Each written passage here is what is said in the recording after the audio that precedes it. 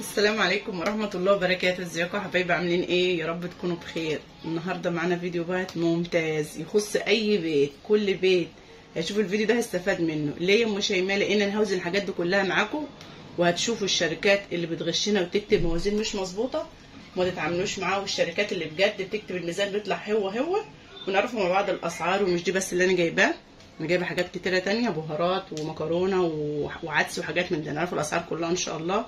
فاتمنى تكملوا الفيديو معايا لحد الاخر وتستفادوا منه باذن الله. واتمنى ما تنسوش باللايك، حطوا لايك قبل ما تنسوا، الله يكبر بخاطركم. يلا نسمي الله ونصلي على سيدنا محمد عليه الصلاه والسلام ونبدا. طبعا يا حبايبي انا عندي سكر اسمر، بس انا جبت 2 كيلو دولت بس، الكيلو 18 عشان الحلويات وكده. ده اول حاجه. بسم الله ما شاء الله، بارك الله كده.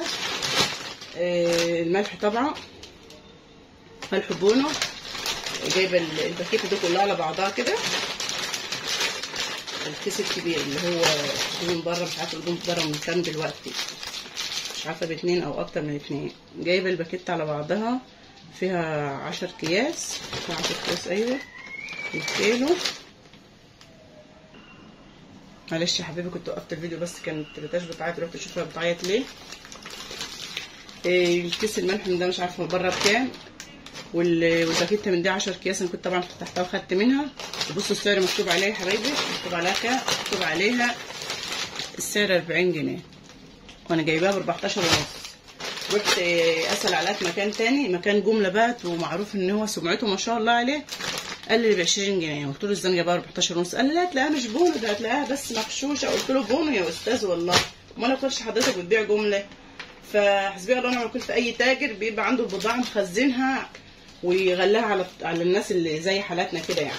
فدي 14 ونص على بعضها كده، يعني الكيس واقف اقل من 2 جنيه بكتير يعني. الزيت آلية ده ب 185 جنيه. كام كيلو؟ هو مكتوب عليه 4 رتل ونص. بس انا هوزنه معاك اهو عشان تشوفوه عليه ميزانه.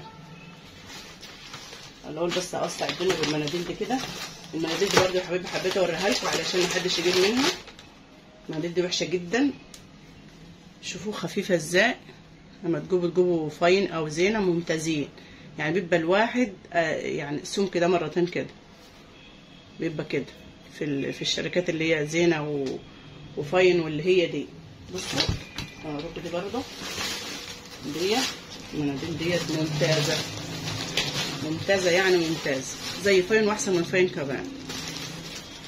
مش عارفه اسمها ايه دي، بابايا باين،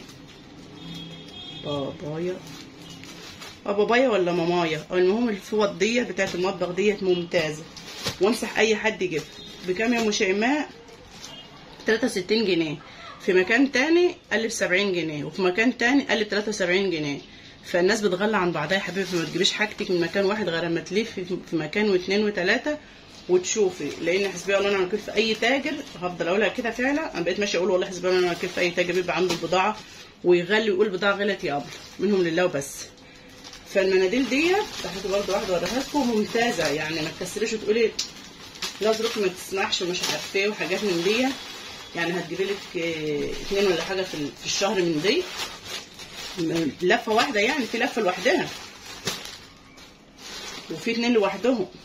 بتاخدي بس 1 ولا 2 كده على ورقتين، وهم يشربوا منك الزيت، يعني بيحافظ على صحتكم، ما تخليش مثلا يحصل لكم لا قدر الله الكوليسترول يعلى والحاجات من دي، وبتبقى ممتازه للاكل. والورق مبيبقاش نضيف. فانت بتحط 2 3 بطول الطبق اللي انت بتحط فيه، وتحط كميه ورق، الورق متوفر في كل حته، يشرب الزيت منك ويخلي حاجه معاكي ممتازه وصحيه. فهتجيبي لك يعني ب 20 30 جنيه. البتاعه ديت عيالي بيستعملوها اصلا، لو كانوا بيستعملوها ولا بيستعملوها في مسح وشهم وياخدوا معاهم في جيبهم وماشيين، لانها بتعيش.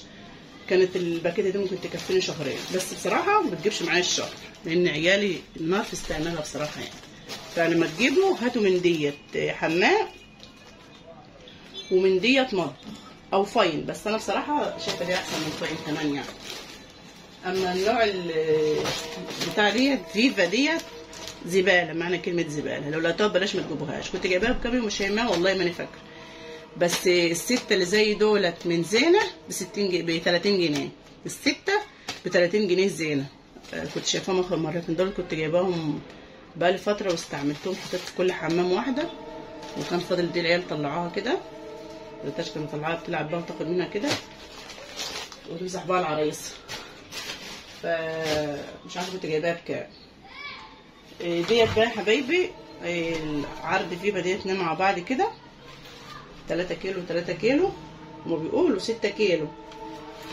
اللهم صل وبارك وسلم على سيدنا محمد. جبتها ب77 جنيه. في مكان تاني يعني في السرد الكبير اللي اول عندنا في السوق قال لي ب88 جنيه، 11 جنيه فرق، كتير كتير يعني ياما يعني. وزنها بقى معاكم نشوف بقى. هما طبعا بيقولوا الحاجه بالفرق بتاعها، يعني احنا هنحسبه. هما بيقولوا 6 كيلو عرض نازل، هشوف بقى هما 6 كيلو ولا لا. لا ما شاء الله، ده انتوا مش شايفين طبعا، معلش مش شايفه والله. بصوا هصفى لكم المكان تاني وتشوفوهم برضه اهو. هم 6 كيلو فعلا، 66 جرام.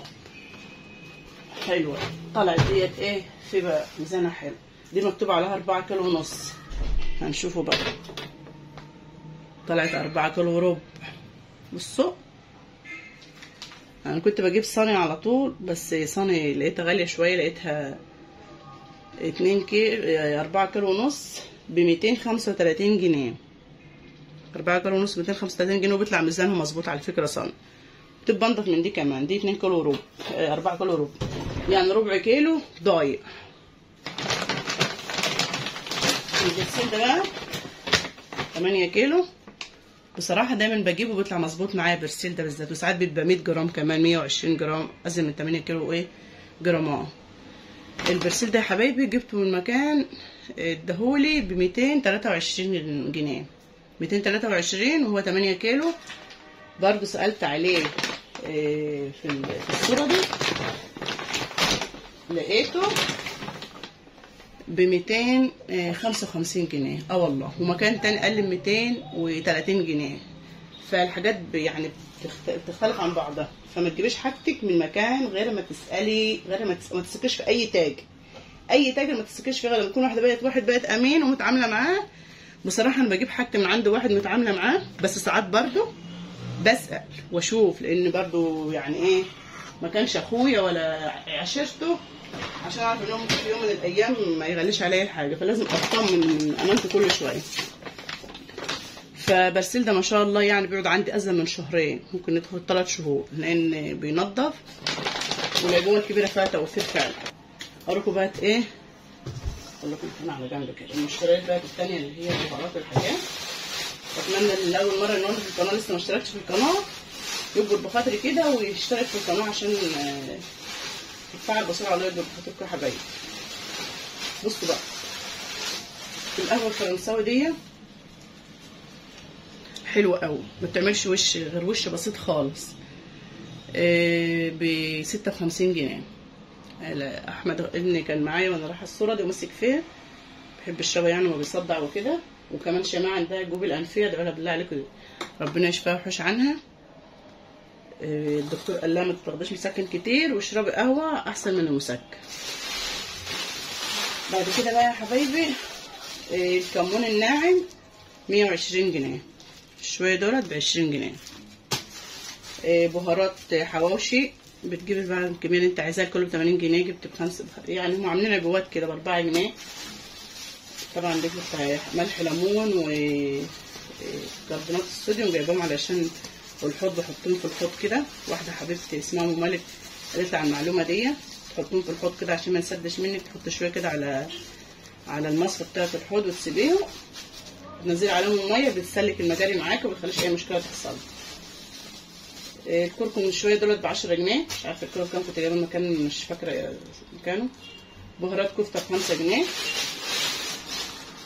بهارات الكفته كيلو 80 جنيه.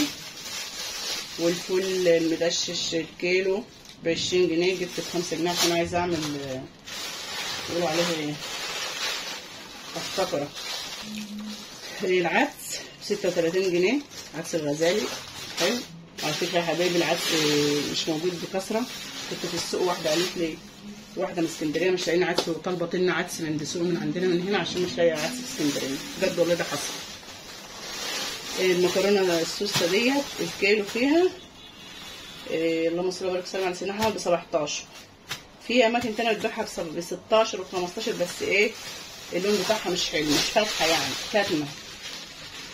البهارات دي مش فاكره بصراحه، انا كنت جايباها من مكان برضو مش ما بكتبش على حاجه على اسمها، مش فاكره يعني، مش فاكره البهارات دي كام يعني.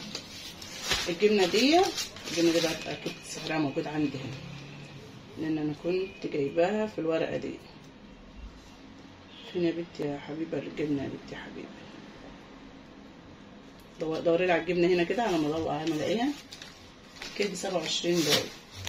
بصوا بقى، اللي عايزه تقطع جبنه وتبقى هي طريه خالص وتعرفي تقطعها قطع صغيره كده، افتحيها وخدي منها حته وسيبيها. اول ما بيدخل لها الهواء بتجمد، فتقومي تقطعي حتت صغيره، ما تبقاش ماسكه في السكينه ولا ماسكه في الحاجه اللي انت بتقطعها عليها، تبقى سايبه كده ومفرفره من بعضها. ايه رايكم في المعلومه دي؟ تستاهلوا لايك بقى ولا لا؟ برغل التركي الكيلو ب 38 جنيه. جايب دول برضه عشان اعملهم على الكفته. النشا اللهم صل وبارك وسلم على سيدنا محمد، صلوا على سيدنا محمد. النشا الكيلو ب 26. اللهم صل على سيدنا محمد. دي ب 2 جنيه الباكو، والباكو من ده مش هنا يا ماما، مش هنا، يبقى قريتها كلها. يبقى كنت انا جايبه اصلا، كنت انا جايبه كنت الكتيبه الثانيه بقى يابان ب 27. هي ب 27. الفانيليا ديت الباكو 75 و3 دريم دولت مع بعض كده ب 16 ونص. وده بقى يا حبايبي بقى ب 3 جنيه كيك شيف، وده ب 2 جنيه. حاجات البدل اصلا حطها بقى لي كام يوم كده، كل شويه اقول اصور فيديو النهارده بكره. دي ب 2 وده ب 3. الفشار الكيلو مش جايباه برده من عند الصوره دي، بس الربع ب 9 جنيه. الربع ب 9 جنيه. والسمسم بكام يا بنتي يا نسرين؟ مضروب ب 10 جنيه. فاهم؟ ربع هنجيبش ربع. ورق اللوري ب 2 جنيه. بقى تجيبي الكيلو ب 72 الكميه اللي انت عايزاها. جوز الطيب بقى يا حبيبي جبت 2 جوز الطيب، الواحده ب 4 ونص، اللي هي الحب ده. استنى اوريها لكم. استنى فتحتها واستعملت منها. كنت بعملها بالمبشره كده. وجوز الطيب الواحده ب 4 جنيه ونص، هي بالميزان يعني الكيلو ب 700 جنيه من جوز الطيب. تخيلوا. والحبهان الكيلو ب 800 جنيه. ايوه والله. ودي التذكره ب 75 برضو. وكده خلاص خلصنا المشتريات بتاعتنا. فاضل الفانيليا ديت ب 11 جنيه، فانيليا سايله حلوه قوي. والشطه الناعمه الكيلو ب 30 جنيه، دول ب 5 جنيه وقولوا ونص. وكده خلصنا فيديو المشتريات بتاعنا يا حبايبي. يا رب يكون عجبكم. اتفضلوا، حاجه مش من قيمتكم، وكل واحد بيمشي على قد ظروفه. مفيش واحده تقول فلانه جابت وانا ما جبتش، او فلانه عندها وانا ما عنديش.